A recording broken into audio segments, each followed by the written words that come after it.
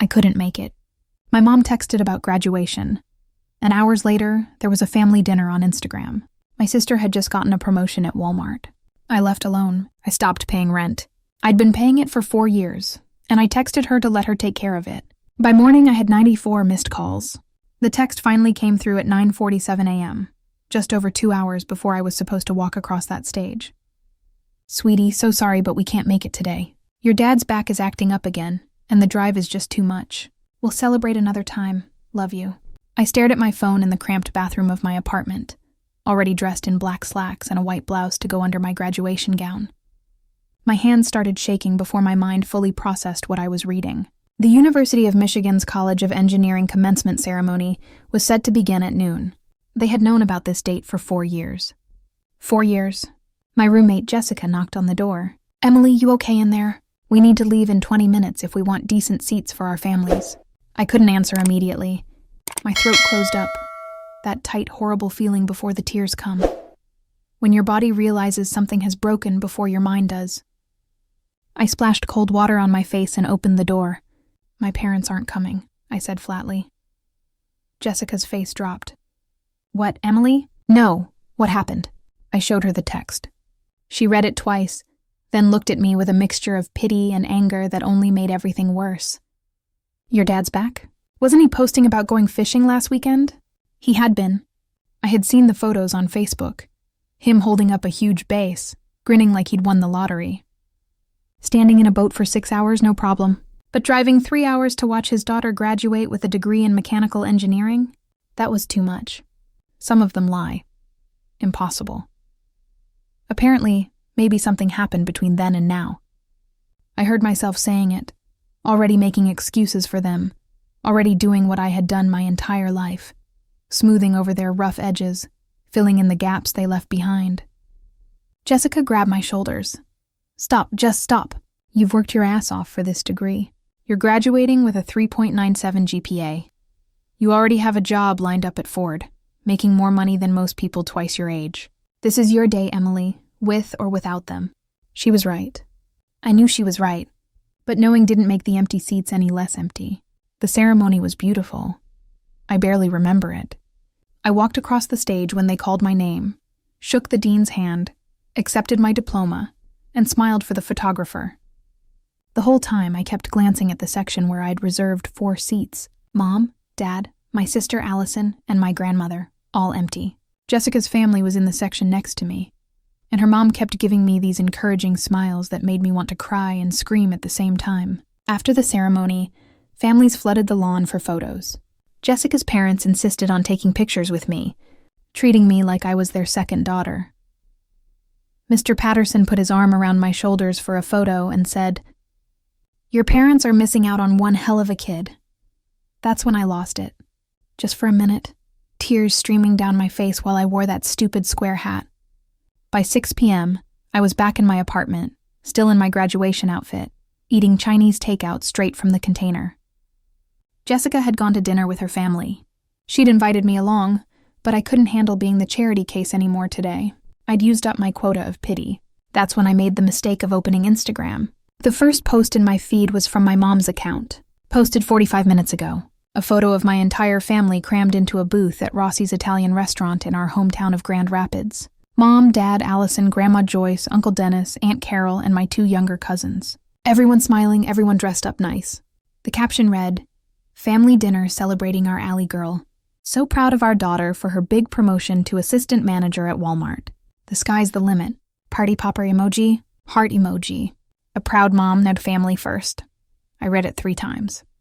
Then I looked at the timestamp. They posted it at 5:23 p.m. The photo showed full plates of food in front of everyone. Rossi's is 20 minutes from their house, so they'd probably gotten there around 5, maybe earlier. My graduation ceremony ended at 2:30 p.m. Grand Rapids is a 3-hour drive from Ann Arbor. They could have made it to at least part of my ceremony and still gotten to dinner on time. But looking at those full plates and how relaxed everyone looked, I realized they probably left Grand Rapids around 4:30 to make their reservation. They never even considered coming. They absolutely could have made it. My dad's back wasn't the problem. The 3-hour drive wasn't the problem. I was the problem. Or more accurately, I wasn't enough of a priority to be anything other than an inconvenience. Allison had gotten a promotion from regular employee to assistant manager at Walmart. She was 24, still lived at home, had dropped out of community college after one semester, and spent most of her time posting TikToks about her boyfriend drama. And she got a family dinner at the nicest restaurant in town. I'd spent 4 years working my ass off, taking extra courses every semester, working 2 part-time jobs to cover expenses, graduating with the highest honors from one of the best engineering programs in the country, and I got a text message at 9:47 a.m. Something cold settled in my chest as I sat on my worn-out couch, surrounded by moving boxes because my lease was up in a week, and I was relocating to Dearborn for my job at Ford. I opened my banking app and navigated to my automatic payments. There it was, the monthly transfer I'd set up during my freshman year. $850 sent on the first of every month to my parents' account. Rent money, they called it. My contribution to the family since I was technically still using their address for some of my mail and keeping a few boxes of childhood stuff in their basement. Except I had been paying it for 4 years. 12 months, times 4 years, times $850, $40,800. I'd paid them $40,000 while working 2 jobs and taking a full course load, money I could have used for better housing, or to graduate without the $23,000 in student loans I was carrying, or to save for my future. And they couldn't drive 3 hours to watch me walk across the stage, but they could throw a party for Allison's Walmart promotion. My finger hovered over the cancel automatic payment button. 4 years of coming home for Thanksgiving and hearing about how tough they had it. 4 years of listening to Dad complain about his bills while drinking $8 craft beers. 4 years of Mom posting Facebook statuses about how expensive everything was, followed by photos of her weekend shopping trips to Target. 4 years of Allison rolling her eyes whenever I tried to talk about school, saying college was just a piece of paper, and she was doing fine without it. Fine without it while living rent-free in their house. Fine without it while I sent them nearly $1,000 every month. I pressed the button. Then I went into my contacts and pulled up the family group chat, the one they'd named the Anderson Crew, with way too many emojis. I typed, "Just so you know, I've canceled the monthly payment. Since Allison got such a great promotion, she can start contributing to the household expenses. Congrats to her." I hit send before I could second-guess myself. Then I turned off my phone and went to bed. I woke up at 7:15 a.m. to my phone buzzing so violently it had fallen off my nightstand. I picked it up and just stared at the screen. 94 missed calls, 67 text messages, 15 voicemails, all from my parents. A few from Allison, 2 from my grandmother, even one from Uncle Dennis, who I'd spoken to maybe 3 times in my entire life. My hands weren't shaking anymore. That cold feeling from last night had settled in permanently, like ice in my veins. I made coffee, sat down at my kitchen table, and started reading. The text from my mom started out concerned around midnight. "Honey, what do you mean? Call me." Then confused at 1:30 a.m. "Emily, your father and I don't understand." "What's wrong?" By 3 a.m., they turned angry. "This is completely unacceptable. You made a commitment. Call us immediately." And by 6 a.m., they were desperate. "Emily, please. The mortgage payment is due in 4 days, and we've already budgeted everything around your contribution. You can't just stop without warning. The mortgage payment. For 4 years, they told me I was paying rent, contributing to household expenses, doing my part. But I'd been paying their mortgage. I opened my laptop and started typing an email because this was going to be too long for a text message. "Mom and Dad, I'm sorry you're upset about the canceled payment. I can explain my decision. Yesterday was my college graduation. I completed a bachelor's degree in mechanical engineering from the University of Michigan with a 3.97 GPA, summa cum laude honors, and a job offer already in place. You knew about this ceremony for 4 years. The date was set, the tickets were reserved, and I reminded you about it multiple times over the past few months. At 9:47 a.m. yesterday morning, you texted to say you couldn't attend because Dad's back was acting up and the drive was too much. At 5:23 p.m. yesterday evening, Mom posted a photo on Instagram of the entire family at Rossi's Italian restaurant. Everyone was there. You, Dad, Allison, Grandma, Uncle Dennis, Aunt Carol, and the cousins. The caption celebrated Allison's promotion to assistant manager at Walmart. The math is simple. My graduation ceremony ended at 2:30 p.m. You were at dinner by 5 p.m. You had time to attend my graduation and still make it to Allison's celebration. You chose not to. For the past 4 years, I've sent you $850 every month. You called it rent and household expenses. That's $40,800 total. I worked 2 jobs throughout college to afford this, while also paying for my own food, textbooks, transportation, and other expenses. I did this because you told me it was important to contribute to the family. Meanwhile, Allison has lived at home rent-free. She dropped out of college after 1 semester, works part-time at Walmart, and gets a family dinner at the nicest restaurant in town for a promotion to assistant manager. I graduate with highest, honors from a top engineering program, and get a text message cancellation 3 hours before the ceremony. I'm not angry about the money. I'm angry about what it represents. You've made it crystal clear where your priorities are, and I'm done pretending I don't see it. Allison is still living at home. If you need $850 a month, she can start paying it. She has a promotion now, after all. The sky's the limit, right? I'm moving to Dearborn next week for my job. I'll come by the house to pick up my remaining belongings on Wednesday afternoon. Please have them ready.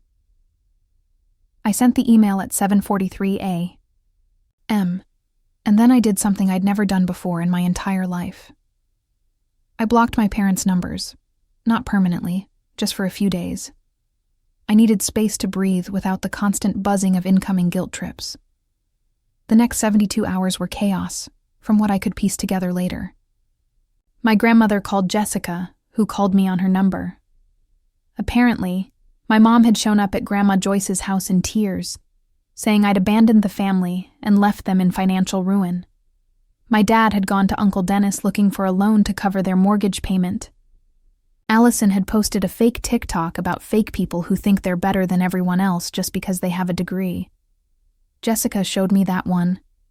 I watched Allison pout at the camera while scrolling through her phone, lip-syncing to some song about betrayal. The irony was so thick, you could cut it with a knife. She's really comparing herself to you, Jessica said, incredulous. You paid your way through school while sending them money every month. She lives at home for free and complains when the gravy train stops. Wednesday arrived. I drove to Grand Rapids with Jessica, who'd insisted on coming along for moral support, which we both knew meant in case things got ugly. We pulled up to my childhood home at 2 p.m. sharp. My dad's truck was in the driveway. So was Allison's car, my mom's SUV, and another car I didn't recognize. Looks like they called in reinforcements, Jessica muttered. The front door opened before I even got out of the car. My mom stood there, and she looked terrible. Her eyes were red and puffy, her hair was in a messy bun, and she was wearing sweatpants, which was basically her equivalent of showing up naked. My mother never appeared in public in anything less than full makeup and coordinated outfits. "Emily," she started, her voice cracking. I held up a hand. "I'm just here for my things. I have boxes in the car. We need to talk about this. Please, honey, just come inside for 5 minutes." I looked past her into the living room. My dad sat on the couch, arms crossed, looking furious. Allison was there too, scrolling through her phone like this was all a massive inconvenience to her personally. And sitting in my dad's recliner was Pastor Mike from the church my parents attended sporadically whenever they wanted to look respectable. "You called your pastor?" I couldn't keep the disbelief out of my voice. "We thought a mediator might help," Mom said. "A mediator for what?" "I'm picking up my stuff and leaving." "There's nothing to mediate."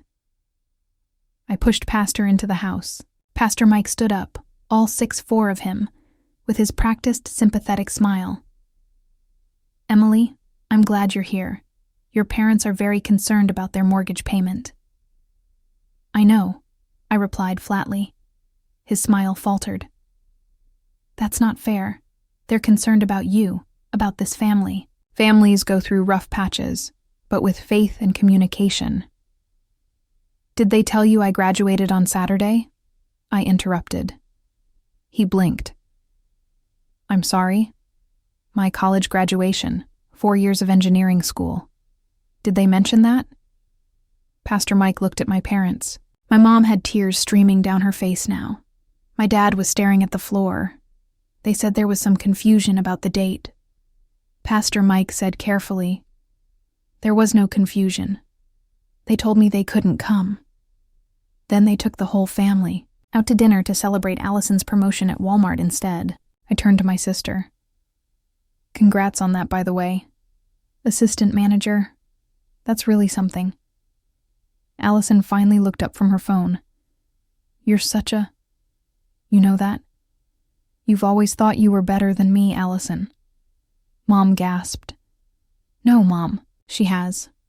She walks around with her perfect grades and her perfect job, making the rest of us feel like garbage. So she went to college.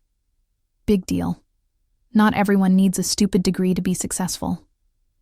I laughed. I couldn't help it. It came out harsh and bitter. You're right. Not everyone needs a degree. But I worked my ass off for mine while sending our parents almost $1,000 a month. Money I could have used to graduate debt-free.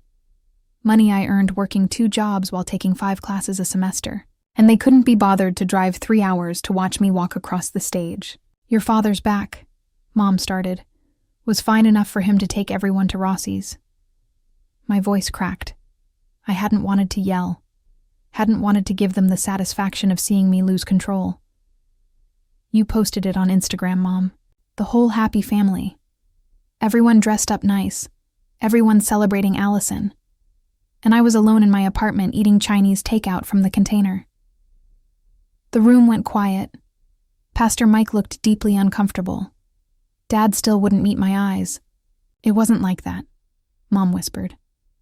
"We were going to come by this week to celebrate with you properly, but Allison's promotion couldn't wait. It had to be that exact night during my graduation ceremony. The reservation was hard to get," Allison muttered. "I made it like a month ago."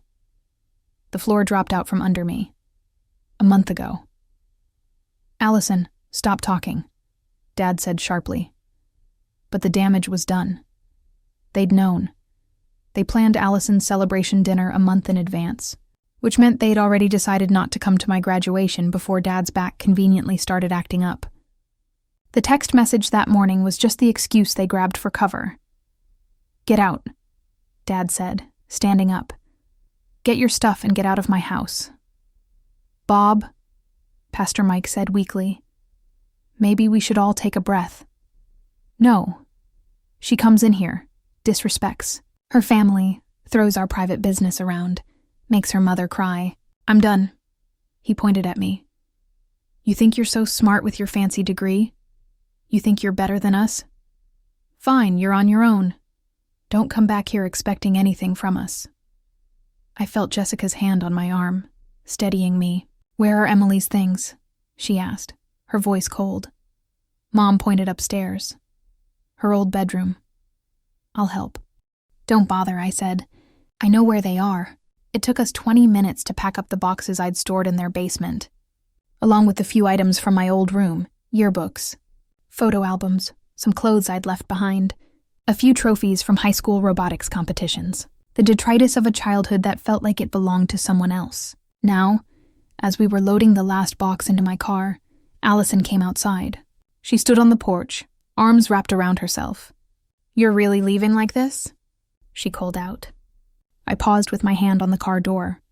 "Like what? All dramatic? Like you're some victim." I could have said a lot of things. I could have listed every time they'd chosen her over me. Every Christmas where her gift pile was twice the size of mine. Every parent-teacher conference they'd missed because she had a volleyball game. Every time I'd heard, "Emily can handle herself," as an excuse for why I didn't need the same attention she got. Instead, I said, "Take care of yourself, Allison. I hope the assistant manager position works out." I drove away without looking back. The first week in Dearborn was a blur of unpacking boxes and trying to pretend I was fine.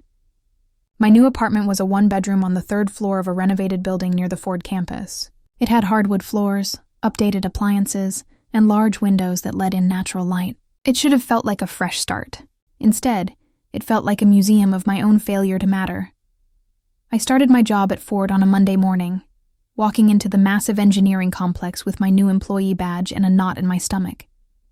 My supervisor, Karen Mitchell, was a 15-year veteran of the company with sharp eyes and an even sharper wit. She showed me to my cubicle, introduced me to the team, and gave me my first assignment, reviewing stress analysis reports for a new transmission design. "You'll be working with Marcus and Priya primarily," Karen explained, gesturing to the two engineers in the neighboring cubicles.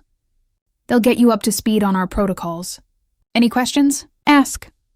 Better to ask now than fix mistakes later." Marcus was a 30-something guy from Detroit with a University of Michigan class ring that he tapped against his desk when he was thinking. Priya had graduated from MIT and had this intimidating combination of brilliance and confidence that made me feel like a fraud. But they were both patient with me, answering my endless questions about the company's software systems and project workflows. By the third week, I kept my phone face down on my desk. I'd unblocked my parents' numbers after the first few days, but had turned off all notifications.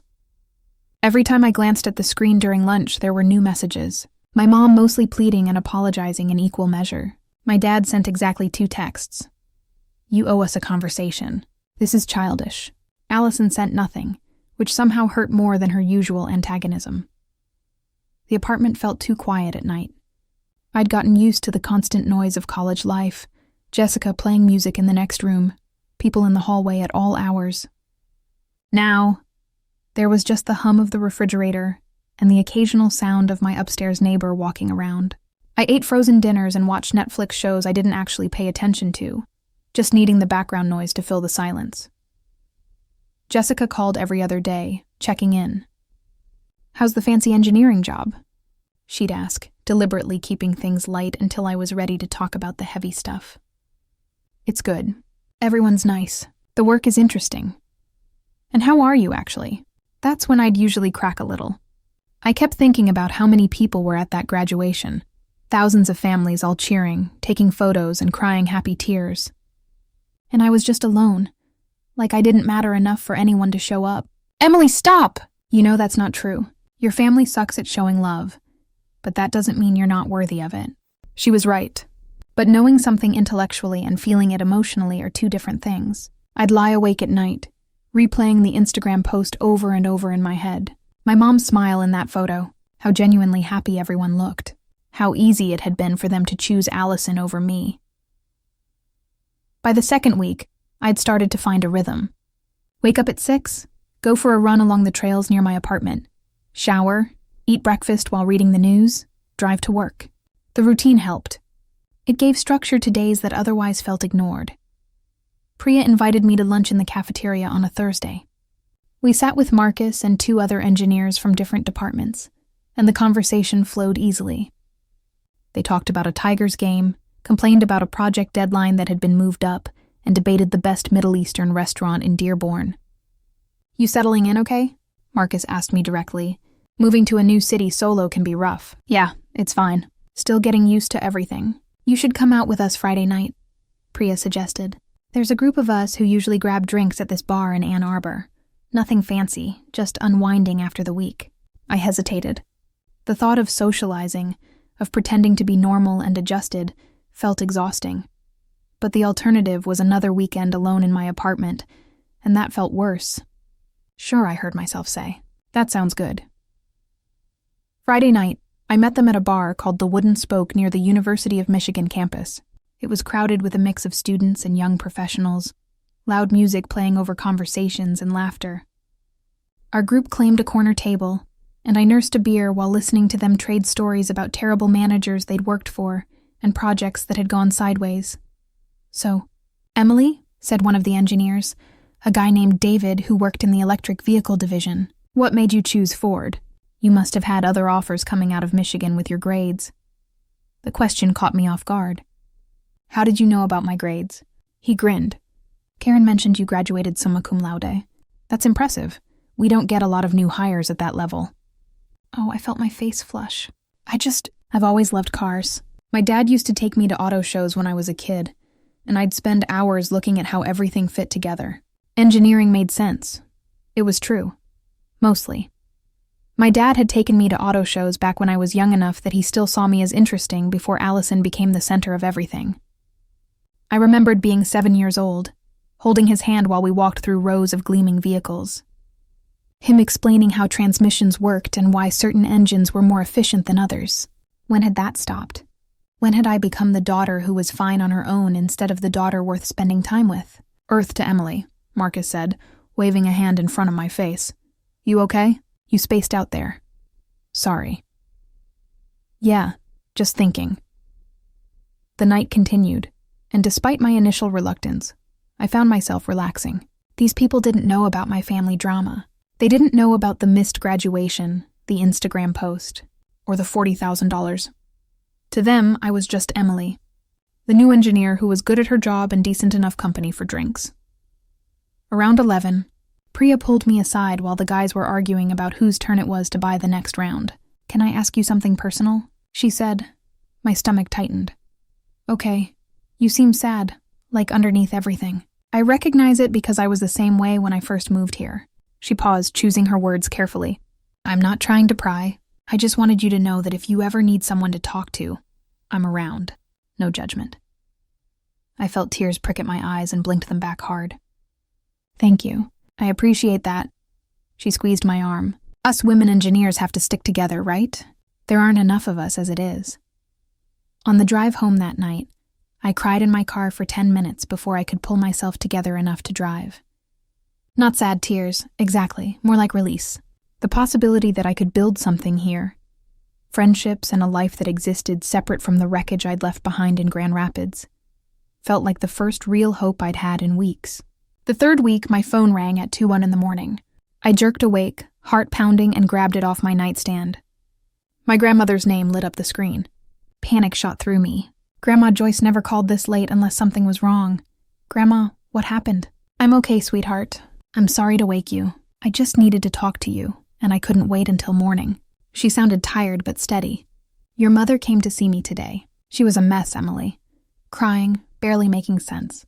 She's not handling this well." I sat up in bed, pulling my knees to my chest. "That's not my problem to fix, I know. I'm not asking you to fix it. I'm just telling you what I saw." Grandma sighed. "She showed me the email you sent them, the one explaining why you stopped the payments, and she finally understands what she did. Really understands it, not just the surface level. She kept saying, 'I missed her graduation,' over and over like she couldn't believe she'd actually done it." There was a pause. "Your father is a different story. He's angry, defensive, refusing to admit they did anything wrong. He keeps saying, 'You're being dramatic and entitled.'" That tracked. Dad had never been good at admitting fault.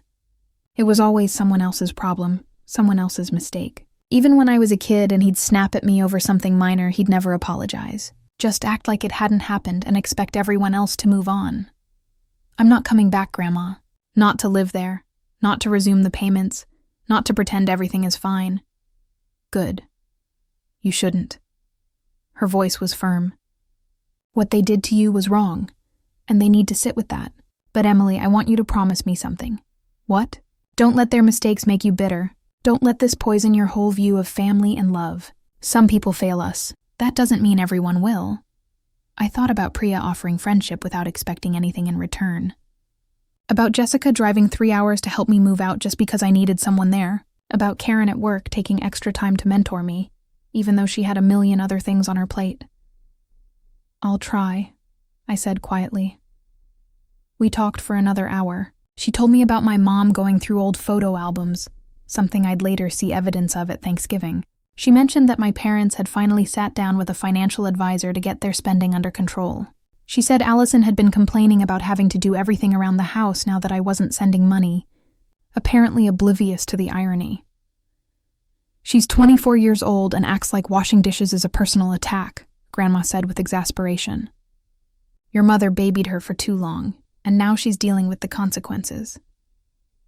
After we hung up, I couldn't fall back asleep. I lay in bed watching the shadows from the streetlight outside move across my ceiling, thinking about all the versions of my family that had existed over the years. The version where Dad took me to auto shows. The version where Mom braided my hair before school. The version where Allison and I played in the backyard before the gap between us became a chasm. Where had it all gone wrong? Or had it always been like this? And I was just too young to see it clearly. Grandma Joyce called me about 2 weeks after that night. This time at a reasonable hour on a Sunday afternoon when I was doing laundry in my apartment. "Emily, sweetheart, it's Grandma." "Hi, Grandma. Everything okay?" "I need to tell you something, and I need you to just listen until I'm done." Can you do that? My stomach dropped. Okay.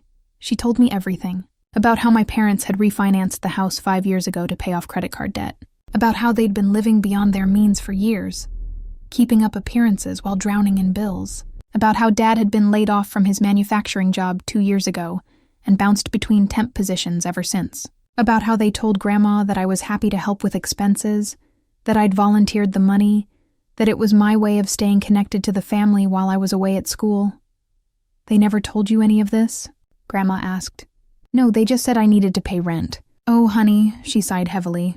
Your mother is my daughter and I love her. But she's always had this need to look like everything is perfect.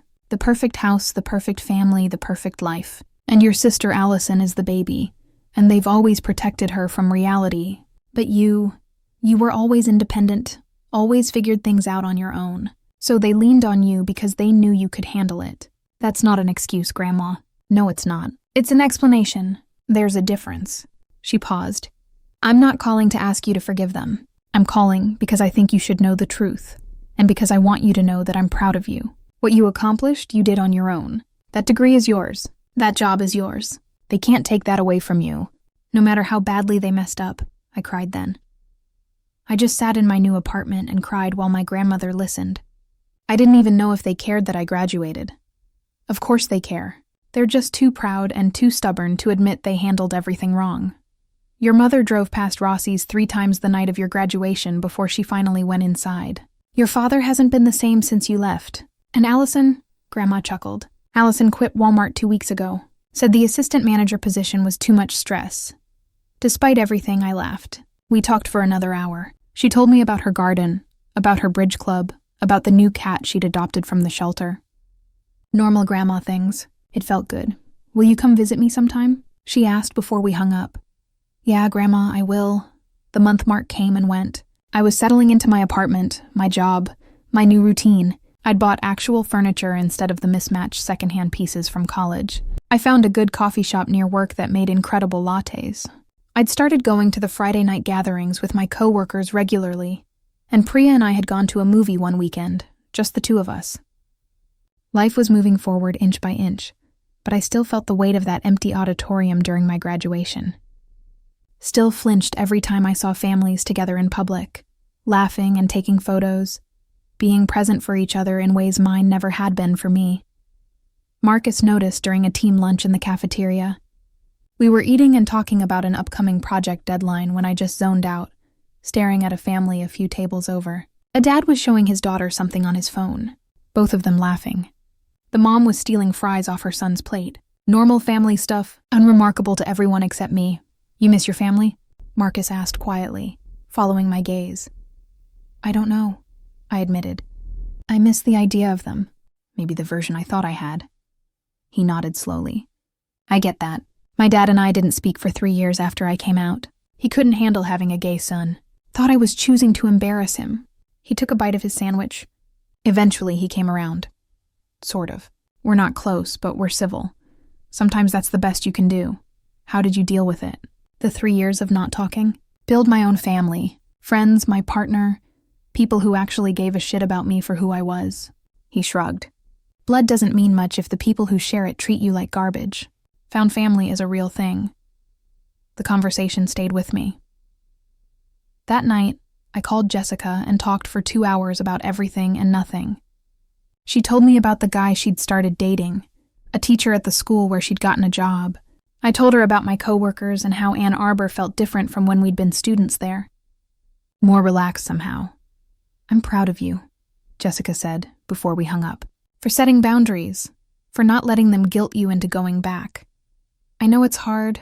It is hard, I agreed. But staying would have been harder. The first month in Dearborn was lonely, yes.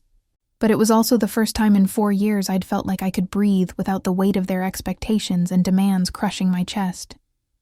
My coworkers were friendly. Slowly, I started to feel like maybe I could build something real here, something that was mine. Then, 6 weeks after I'd moved out, my grandmother called. Emily, sweetheart, it's Grandma Joyce. I almost didn't answer. But Grandma had always been different from my parents. She'd sent me $20 every birthday without fail. She'd come to my high school graduation even though it was raining. She'd never treated me like I was less important than Allison. "Hi, Grandma. I need to tell you something, and I need you to just listen until I'm done. Can you do that?" "Okay," she told me everything. About how my parents had refinanced the house 5 years ago to pay off credit card debt. About how they'd been living beyond their means for years, keeping up appearances while drowning in bills. About how Dad had been laid off from his manufacturing job 2 years ago and bounced between temp positions ever since. About how they told Grandma that I was happy to help with expenses, that I'd volunteered the money, that it was my way of staying connected to the family while I was away at school. "They never told you any of this?" Grandma asked. "No, they just said I needed to pay rent." "Oh, honey," she sighed heavily. "Your mother is my daughter and I love her. But she's always had this need to look like everything is perfect. The perfect house, the perfect family, the perfect life. And your sister Allison is the baby, and they've always protected her from reality. But you were always independent, always figured things out on your own. So they leaned on you because they knew you could handle it. That's not an excuse, Grandma." "No, it's not. It's an explanation. There's a difference." She paused. "I'm not calling to ask you to forgive them. I'm calling because I think you should know the truth, and because I want you to know that I'm proud of you. What you accomplished, you did on your own. That degree is yours. That job is yours. They can't take that away from you, no matter how badly they messed up." I cried then. Just sat in my new apartment and cried while my grandmother listened. I didn't even know if they cared that I graduated. Of course they care. They're just too proud and too stubborn to admit they handled everything wrong. "Your mother drove past Rossi's 3 times the night of your graduation before she finally went inside. Your father hasn't been the same since you left. And Allison," Grandma chuckled. "Allison quit Walmart 2 weeks ago, said the assistant manager position was too much stress." Despite everything, I laughed. We talked for another hour. She told me about her garden, about her bridge club, about the new cat she'd adopted from the shelter. Normal grandma things. It felt good. "Will you come visit me sometime?" she asked before we hung up. "Yeah, Grandma, I will." 3 months went by. I focused on work where I was thriving. My supervisor had already mentioned possible project leadership opportunities. I made friends with some people from my apartment building. I started rock climbing at a local gym. Life moved forward. Then Thanksgiving approached. Jessica invited me to spend it with her family in Ohio. I was planning to accept when another call came through, my mom's number. I'd unblocked it weeks ago, but she hadn't tried to contact me. Neither had Dad or Allison. I let it ring 4 times before answering. "Hello? Emily, it's Mom." Her voice was soft, tentative. "I know I don't have the right to ask, but I'm asking anyway. Will you come home for Thanksgiving?" "Why? Because you're my daughter. Because I miss you. Because I'm sorry." I sat down on my couch. "You're sorry? I'm so sorry, baby. Your dad and we handled everything wrong. We took advantage of you. We took you for granted, and we missed your graduation because we're selfish people who couldn't admit we were struggling. So we made everything about your sister instead." She took a shaky breath. "I've been in therapy. Did Grandma tell you that?" "No. I started going about a month ago. My therapist asked me to describe my daughters. I talked about Allison for 5 minutes, how she needs guidance, how she's still finding herself, how we need to support her. Then she asked about you." Mom's voice broke. "I couldn't think of anything to say except that you were fine. You were always fine. You didn't need us. I did need you," I whispered. "I needed you to show up, I know." We sat in silence for a moment. "Allison moved out last week," Mom continued. "She's living with her boyfriend in Grand Rapids. The house feels empty. Your father is talking about selling it, getting something smaller we can actually afford. We're not asking you for money, Emily. We're not asking you to fix us. I'm just asking if you'll come eat turkey with us and maybe possibly let us start over." I thought about all the ways they'd hurt me. All the times I came second or third, or not at all. The 4 years of payments, the missed graduation, the Instagram post that shattered something inside me. But I also thought about Grandma Joyce saying, "There's an explanation, not an excuse." I thought about my mom driving past Rossi's 3 times before going inside, which meant some part of her knew what she was doing was wrong. I thought about spending Thanksgiving alone in my apartment, or as Jessica's family's charity case again, and how neither of those options would help me move forward. "I'll come," I said finally. "But I'm not staying at the house. I'll get a hotel room, And if anyone mentions money or makes excuses or tries to act like everything is magically okay now, I'm leaving. Deal. Thank you, Emily. Thank you so much. Thanksgiving was awkward as hell. Dad apologized stiffly, clearly uncomfortable with the whole emotional conversation thing. Allison wasn't there, which made everything easier. Grandma Joyce sat next to me and kept patting my hand. We ate turkey and stuffing and pumpkin pie, and nobody pretended everything was perfect. Mom showed me the photo album she'd been going through in therapy. Pictures of me at every age. Science fair projects, soccer games, the robotics competition where my team took second place in the state. She'd kept everything. I was proud of you, she said, pointing to a photo of me holding a trophy in 8th grade. I am proud of you. I just got so caught up in my own stuff that I forgot to show it.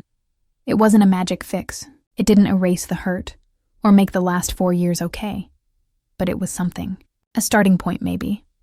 I went back to Dearborn that weekend and returned to my life. Mom and I started texting occasionally. Nothing heavy, just updates.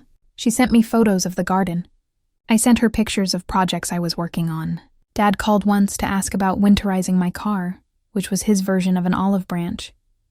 Allison and I haven't really talked. Maybe someday we will. Maybe we won't. Some relationships break and stay broken, and that's okay. But here's what I learned from the whole disaster. Sometimes the people who should love you the most are too busy managing their own problems to see yours. Sometimes you have to be the one who walks away first. Sometimes family is a choice you make rather than an obligation you're born into. My parents failed me in a lot of ways. They took advantage of my responsibility, my independence, my willingness to help. They chose the easier daughter over the harder relationship. They missed one of the most important days of my life because admitting their financial problems was more embarrassing than supporting their kid. But I didn't fail myself. I got my degree. I got my dream job. I built a life I'm proud of, with or without their approval.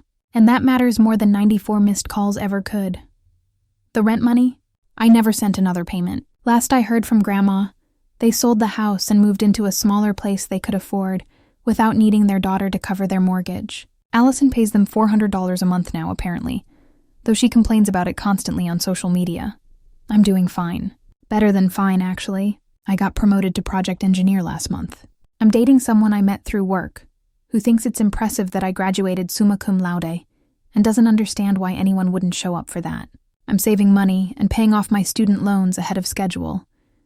And sometimes, when I'm having a hard day, I look at my diploma hanging on my apartment wall and remember that I earned that myself. I walked across that stage alone, in the audience section or not, and I became the person I wanted to be despite everything. That's worth more than any family dinner at Rossi's. That's worth missing calls, burned bridges, and starting over. That's worth everything.